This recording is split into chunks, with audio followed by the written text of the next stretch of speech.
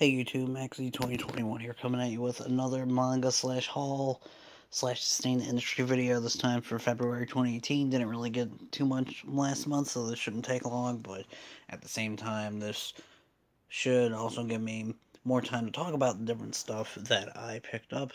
So I'll probably just wing it as I go. Anyways, first thing, the only volume of manga I picked up, and that is Kimono Friends, Welcome to Japari Park. This was initially 2 volumes in Japan, and then Yen Press picked up the license for it for an English release and brought it over as an omnibus volume. So I guess that's more convenient. Like, that's less you gotta buy or whatever. And this image is the front cover for volume 2. I'm pretty sure it is. But, yeah, I was expecting 2 releases, but then we got just 1. So, yeah, like I was saying, it's more convenient that way, I suppose.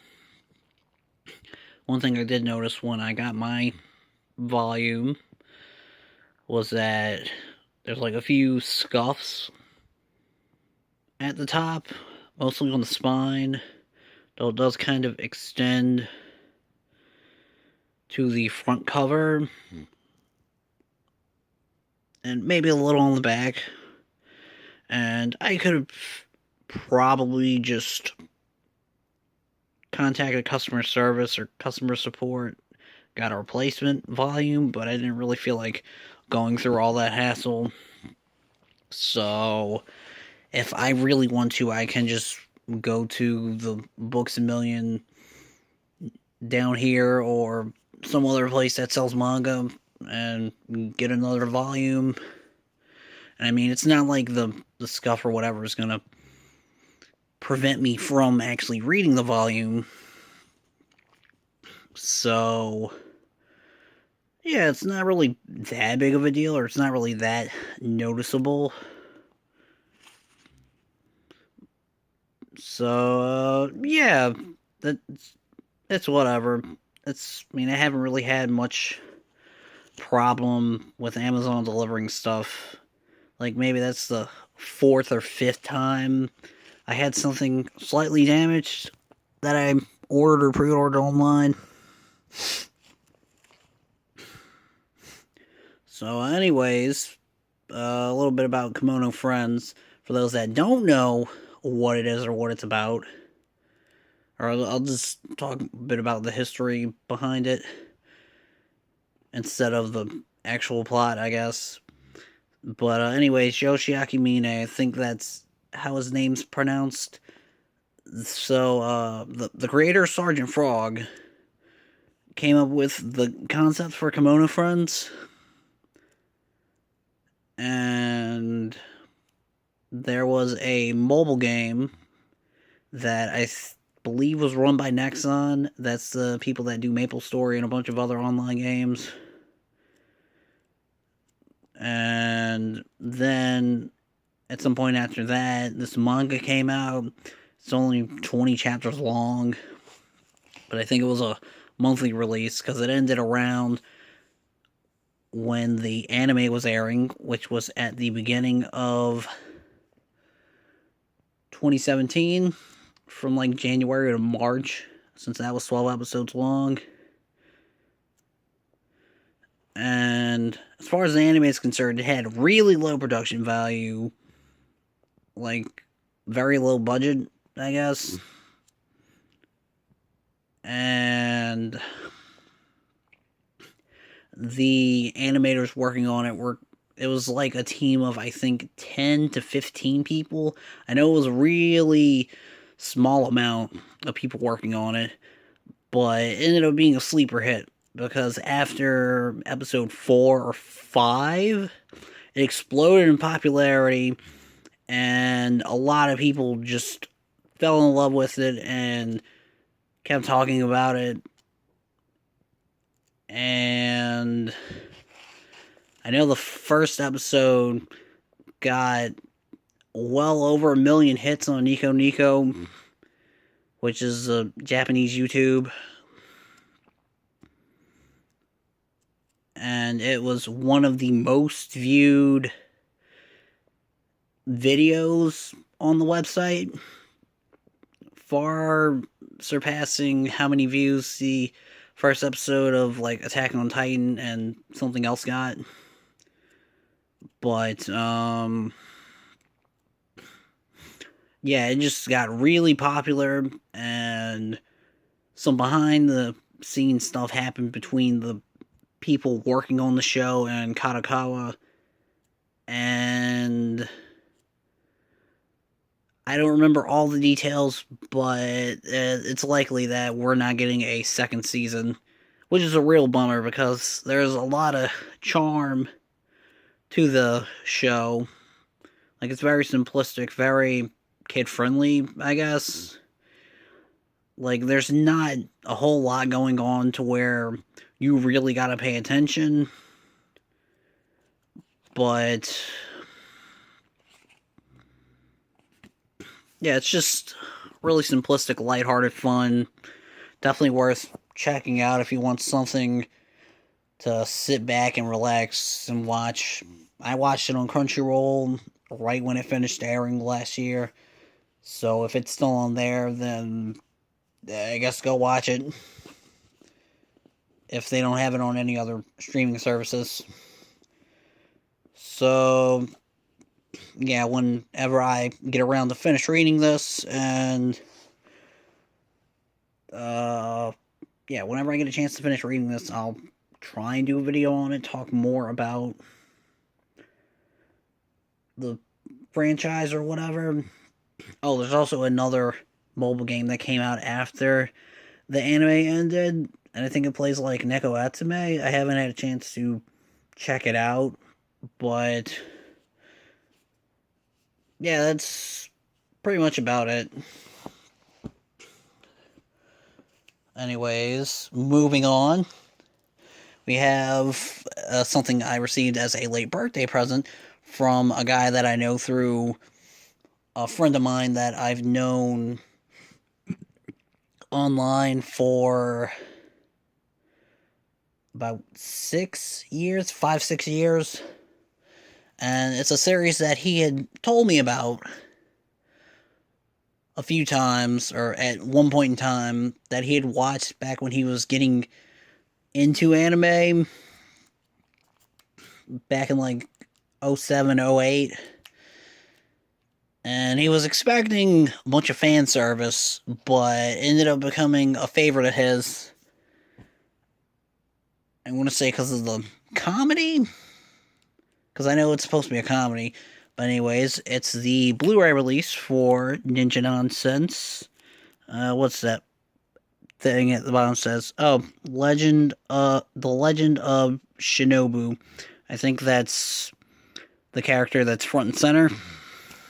I'm pretty sure that's her name. All I know is this has to do with ninjas, or shinobi or whatever, and there's comedy going on. So I'm hoping I'll laugh as much as I did when I first watched Cromartie High School, since that's a classic. And I'd like to imagine that this is a classic as well. But, yeah, looking forward to watching this when I get a chance. And the last few things.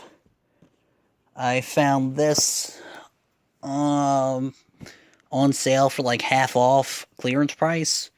It was Captain Toad Treasure Tracker. I actually got the Amiibo bundle. All this bundle comes with is the game and the Toad Amiibo. Here's the inside of the box. Still got the clearance sticker on there. I didn't really take it off or whatever. This game's pretty fun. Been wanting to play it since it came out. And I was definitely a fan of the Captain Toad levels that they had in Super Mario 3D World. And after that game came out, they went and took those levels and expanded upon them, made an entire game. And According to the digital manual, the reason Captain Toad can't jump is because of the backpack he's wearing, but according to the manual, it says that it weighs a ton. So I guess Captain Toad is doing weight training, so he can jump real high, like Samurai Jack or whatever. But yeah, pretty good puzzle platformer.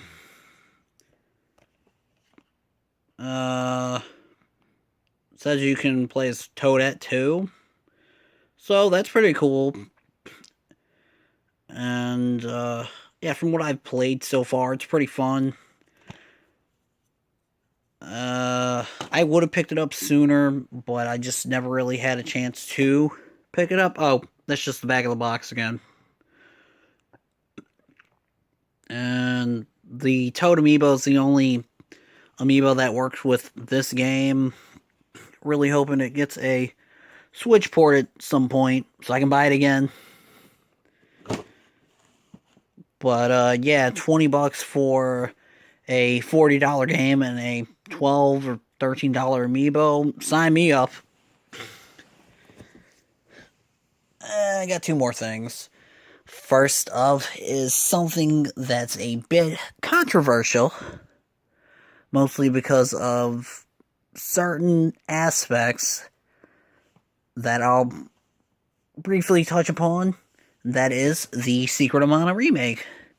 Now, the thing about this remake that has people all pissed off and in a tizzy is the 3D graphics and the voice acting. And honestly, I'm pretty sure I'm close to the end. But from what I've played, there's nothing fundamentally wrong with the remake. Voice acting and graphics aside, it's essentially the same game, just with 3D graphics, which could look worse. I mean, they use the same 3D. I mean, they use the same style of 3D graphics for the Adventure of Mana remake, which was the third remake of Final Fantasy Adventures on the Game Boy. And another thing they did with that remake that they did for this one is include an updated, redone soundtrack, but they also include the original Game Boy soundtrack for Adventures of Mana. And with this one, they got the original Super Nintendo or SNES, however you want to pronounce it. They got the original soundtrack. So, yeah, if you're a fan of the original, but you don't want to hear the updated music, you can swap it to the original. And same with the voice acting, you can swap it between English and Japanese. So, I mean, if you don't like how it sounds in English, you can turn on the Japanese one. It's no biggie. I mean, I guess it does kind of sound a bit hokey, but I've heard a lot worse. And there's not really any reversible cover art, which is a bit of a bummer. I do sometimes like using reversible cover art.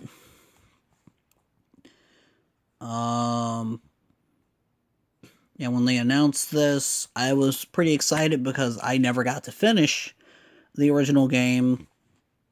And it originally came out on Super Nintendo back in '93, but I played it with an emulator back in high school.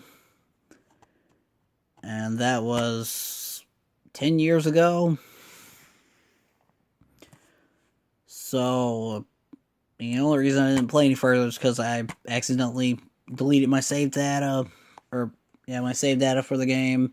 For anybody that has played it, I got up to the Ice Forest before I lost my save data. And I'm pretty sure that's like around the halfway point of the game, considering where I am now. So, yeah, now that I've definitely gotten way past where I was the furthest I ever got. I'm definitely enjoying the game. I can see why people consider it a classic. I mean, aside from it coming out 25 years ago. But, yeah, the story's great. Well, I mean, it's not anything groundbreaking, but it's definitely enjoyable. I like the characters, I like the combat, the music. That's definitely a classic. That's one thing I always hear people talk about. And, yeah, it's a good time. I mean, it's also got, 3-player co-op. So, wait, hold on. It's got 3-player co-op. So, if you have one or two other friends that want to play the game with you, then you can do that. I mean, you can do that with the original too.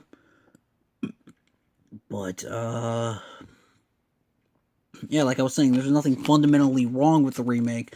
Just not everybody's happy with how it looks and how the voice acting sounds.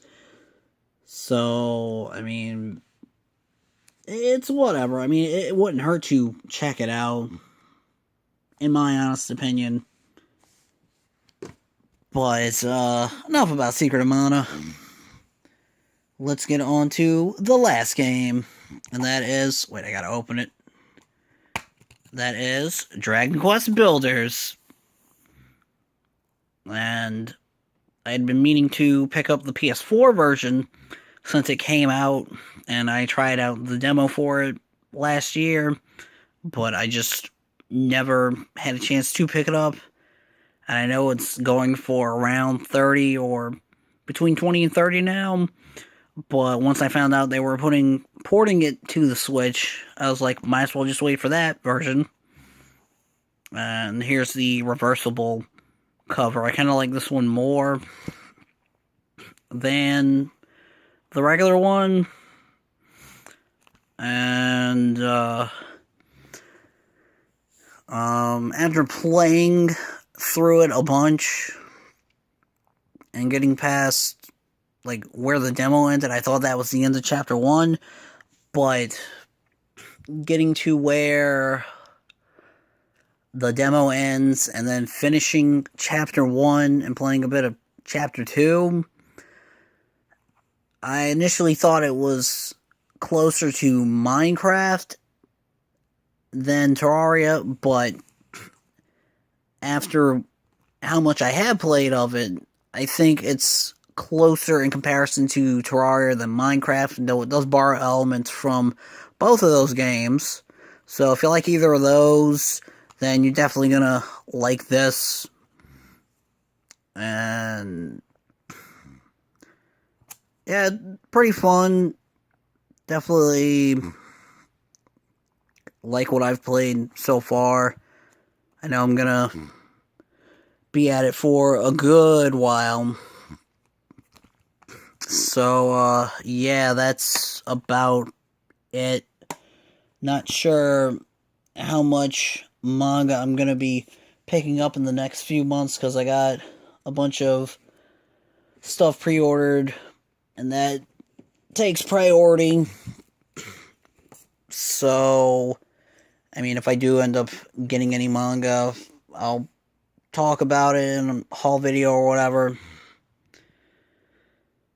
So, yeah, that's about it. Thanks for watching.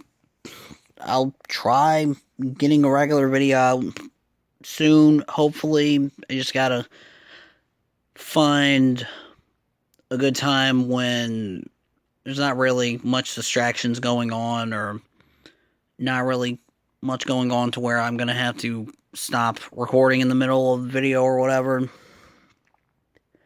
So, yeah, thanks for watching. See you in the next video or whatever. If you want to know more of my thoughts on any of the stuff I showed, or, well, anything else that you can think of, feel free to drop a comment, and I'll get back to it as soon as I can. Hopefully, if nothing happens between then and when I get to respond. So, Yeah, for the third time. Thanks for watching.